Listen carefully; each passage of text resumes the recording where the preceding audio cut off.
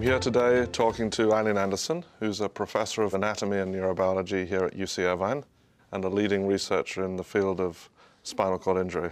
Welcome, Aileen. Thanks for having me. You were drawn into the stem cell field in part because of Christopher Reeve. He was an enormously passionate guy, and passionate for the idea that one could affect change. One could affect change by fundraising.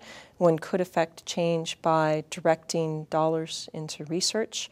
And passionate for the idea that he was going to be able to make progress in his lifetime and have an effect.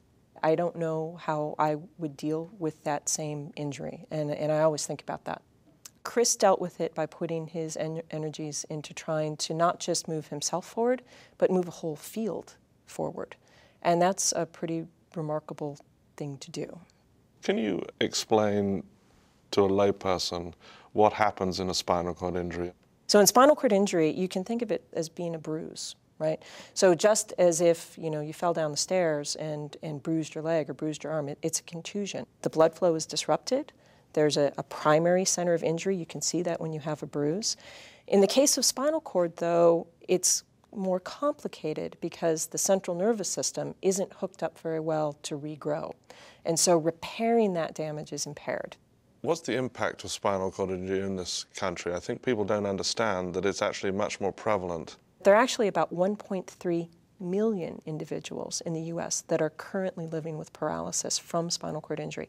5 million people living with paralysis from multiple etiologies, from things like including Lou Gehrig's disease, for example. We've turned the corner a little bit in terms of spinal cord injury research in that we have threads to pull in a number of these different areas to follow up where things are moving quickly into clinical trial now. So we can understand ways to block the signaling from inhibitory molecules, to convince axons, to convince the wires that wouldn't normally regrow in the central nervous system to send out new sprouts and make connections.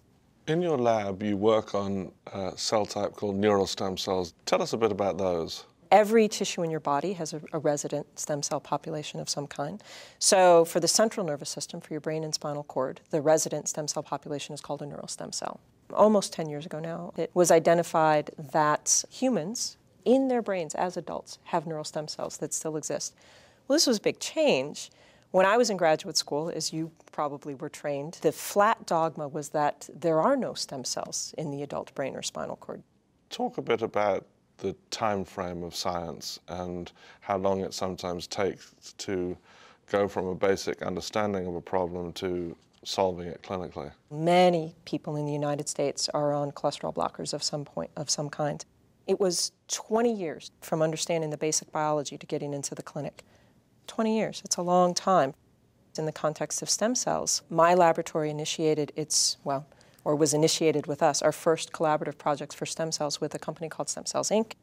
10 years later, we were able to announce clinical trials with those cells for spinal cord injury.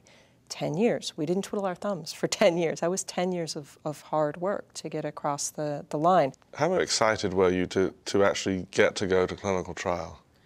The idea of being able to bring something forward to clinical trial that has a shot of being tested in humans and a shot of maybe making people better, I mean, that's a lot. It was an enormous goal that I mean, it's a fantastic thing to have been able to be a part of.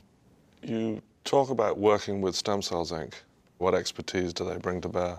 None of this is a set of work that we could have done without a very close collaboration from a corporate perspective.